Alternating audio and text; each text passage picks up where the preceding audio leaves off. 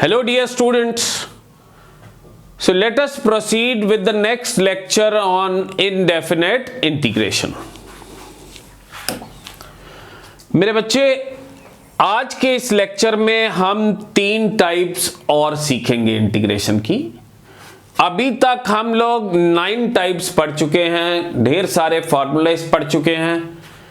मेरे को स्टूडेंट्स ने मैसेज करके कहा है कि सर इंटीग्रेशन बहुत ही आसान लग रही है। अब अगर आप सिस्टमैटिक ढंग से उन लेक्चर्स को पढ़ेंगे तो आपको इंटीग्रेशन में कभी भी प्रॉब्लम नहीं आएगी।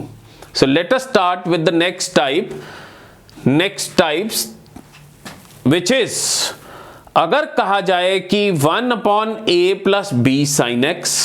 मेरे बच्चे, ये लास्ट लेक्चर में हमने बिल्कुल कुछ इसी तरह से मिलता जुलता टाइप पढ़ी थी। उसमें था 1/a + b sin square x। तो यहां पे ये स्क्वायर उड़ गए हैं, बस बाकी सेम ही स्ट्रक्चर है।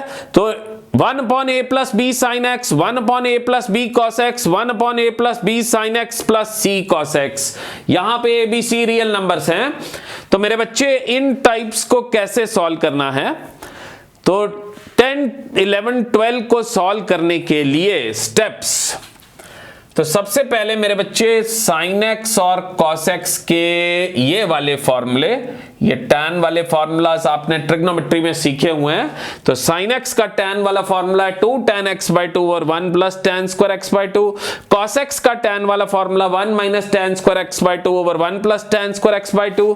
तो आपने sin x और cos x के tan वाले फॉर्मूले लगाने हैं, फिर एलसीएम लेना है। ऐसा करने पे ऊपर secant square x/2 बनेगा और नीचे tan x/2 की क्वांटिटीज बनेंगी। लगभग जो पीछे टाइप्स पढ़ी थी, जो लास्ट लेक्चर में पढ़ी थी, उसके जैसा ही बन रहा है।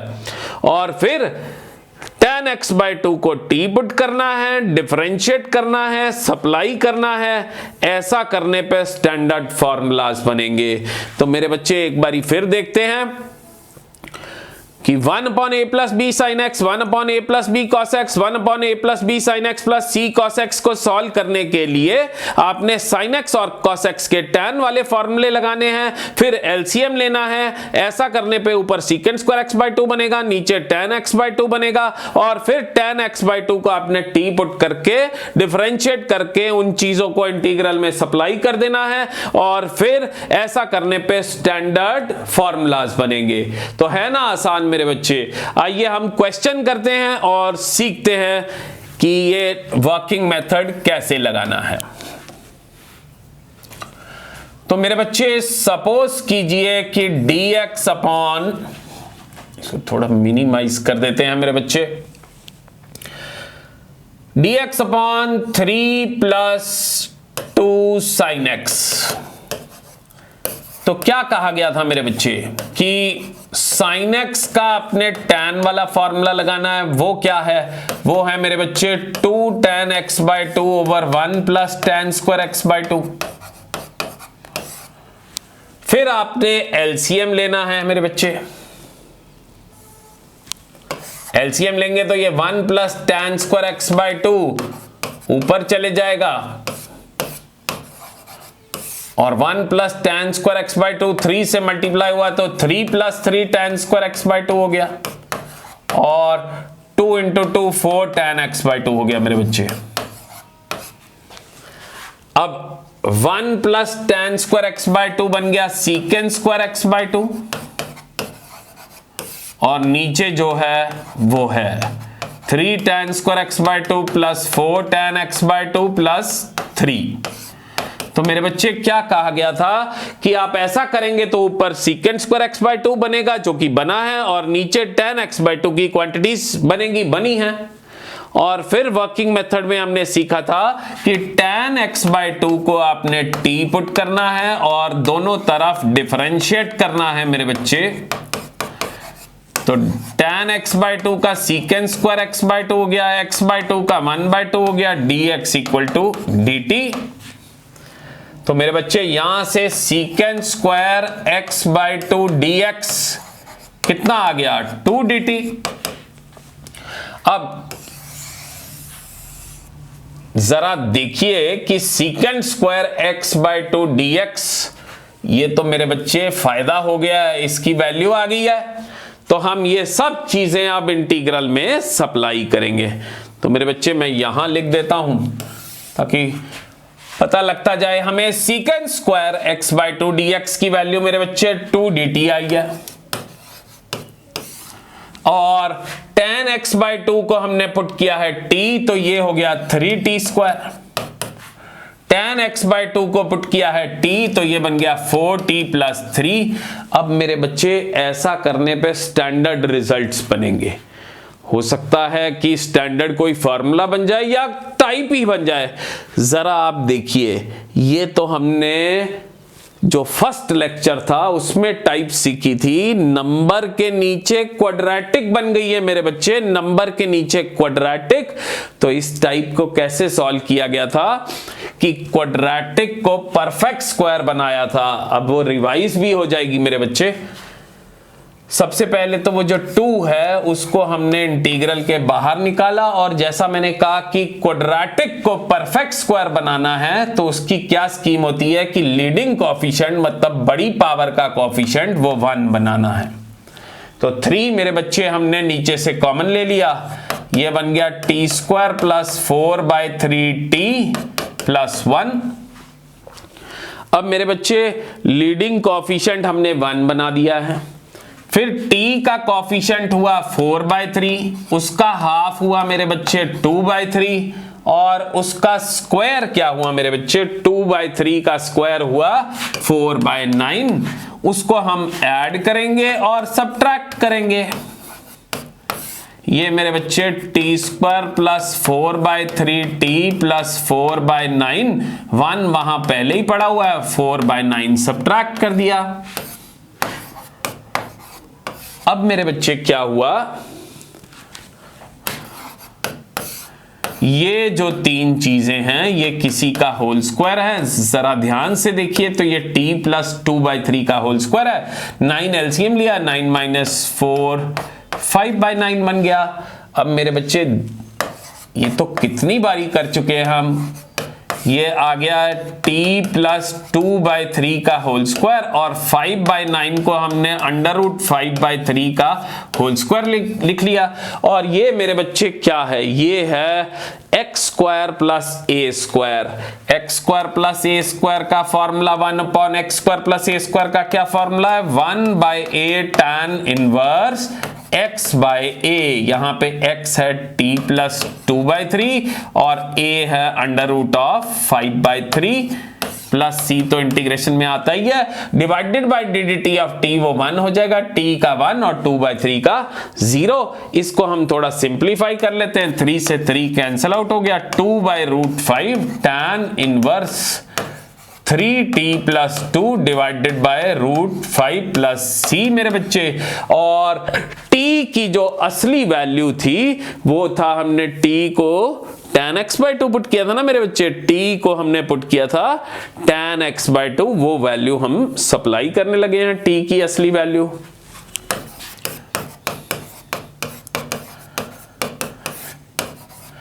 t की जगह मेरे बच्चे tan x/2 + c, so this is our answer।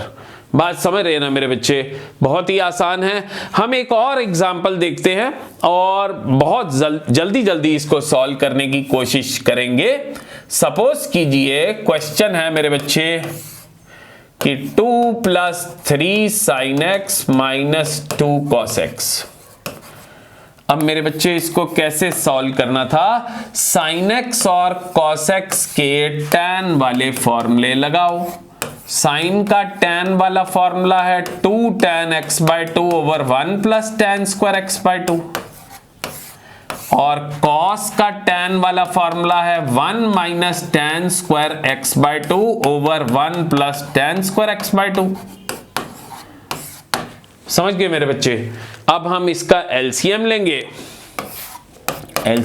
तो 1 + tan² x/2 तो ऊपर चले जाएगा, और मेरे बच्चे 1 + tan² x/2 2 से मल्टीप्लाई हुआ तो 2 + 2 tan² x/2 हो गया, और 3 × 2 6 tan x/2 हो गया, और ये -2 plus 2 tan square X by 2 हो गया मेरे बच्चे।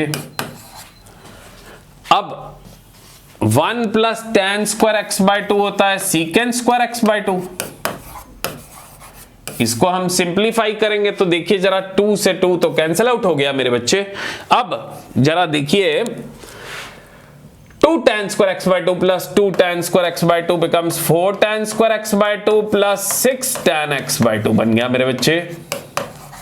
क्या कहा गया था कि ऐसा करने पे ऊपर सीकेंड स्क्वायर एक्स बाई 2 बनेगा, नीचे tan एक्स बाई 2 की क्वांटिटीज बनेंगी। अब आपने क्या करना है, tan एक्स बाई 2 को t पुट करना है। tan एक्स बाई 2 का डेरिवेटिव मेरे बच्चे secant square X by 2 into 1/2 dx equal to dt हो गया। तो यहां से आपके पास secant square X by 2 dx की वैल्यू आ गई मेरे बच्चे 2 dt। ये वैल्यूज को हम अब इसमें सप्लाई करेंगे। तो मेरे बच्चे यहां करता हूं मैं, सीकेंड स्क्वायर एक्स बाई 2 dx की वैल्यू कितनी आई 2 dt, 2 इंटीग्रल के बाहर आ गया।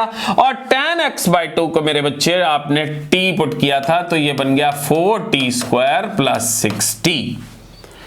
तो मेरे बच्चे ध्यान से देखिए, तो ये जानी पहचानी चीज होगी। पहले तो 2 नीचे से कॉमन लेके काट देते हैं तो ये नीचे बच जाएगा 2t स्क्वायर प्लस 3t।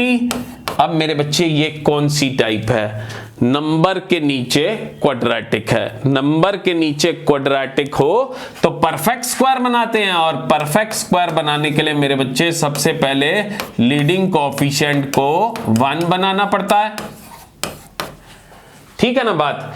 अब फिर 2 मैंने नीचे से कॉमन लिया और फिर t का कोएफिशिएंट कितना है 3/2, उसका हाफ 3/4, उसका स्क्वायर 9/16। 9/16 मेरे बच्चे हम ऐड करेंगे तो ऐड किया तो सब्ट्रैक्ट भी करना पड़ेगा ताकि बैलेंस बना रहे मेरे बच्चे। ये 3 चीजें किसी का स्क्वायर है मेरे बच्चे, ये 3 चीजें हैं जी t प्लस 3/4 का होल स्क्वायर, और 9/16 को आप 3/4 का स्क्वायर लिख लीजिए। अब ये बन गया x square minus a square, और x square minus a square का फॉर्मूला हमें पता है, that is 1/2a log mod of x minus a over x plus a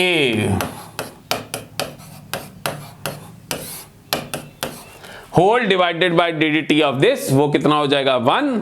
अब मेरे बच्चे इसको हम थोड़ा सिंप्लीफाई कर लेते हैं। ये 2 इंटू 2 4, 4 से 4 कैंसिल आउट हो गया तो 1/3, ये 3/4, 3/4 ये भी कैंसिल आउट हो गए। अब मेरे बच्चे ये क्या बन रहा है, ये बन जाएगा 6/4 दैट इज 3/2। ठीक होगी मेरी बात। अब मेरे बच्चे t की असली वैल्यू कितनी थी, t की असली वैल्यू थी tan x/2, तो वो हमने भर दी और ये हमारा आ गया आंसर। है ना आसान मेरे बच्चे। तो आज के लेक्चर में माय डियर स्टूडेंट्स हमने 3 टाइप्स पढ़ी, उन 3 टाइप्स को हम दोबारा देख लेते हैं।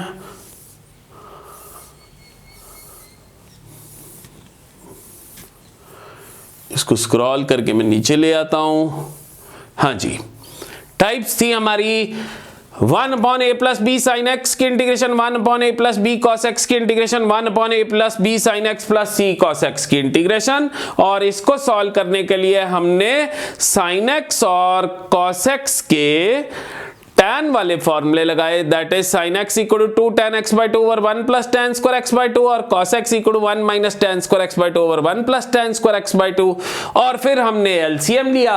ऐसा करने पे ऊपर secant स्क्वायर x by 2 बना, नीचे tan x by 2 की क्वांटिटीज बनी। tan x by 2 को हमने t पुट करके डिफरेंशिएट करके सप्लाई किया, और ऐसा करने पे हमारे पास स्टैंडर्ड फॉर्मूलाज या प्रीवियस टाइप्स बनी, और ये टाइप्स हो गई सॉल्व। तो मेरे बच्चे होपफुली आप ये समझ गए हैं सारा। मैं फिर दोहराता हूं, प्रैक्टिस करते जाइए।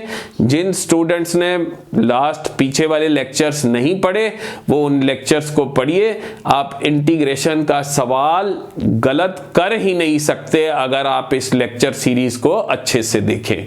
तो hope you understood each and everything. Keep on studying, keep on practicing. Thank you very much.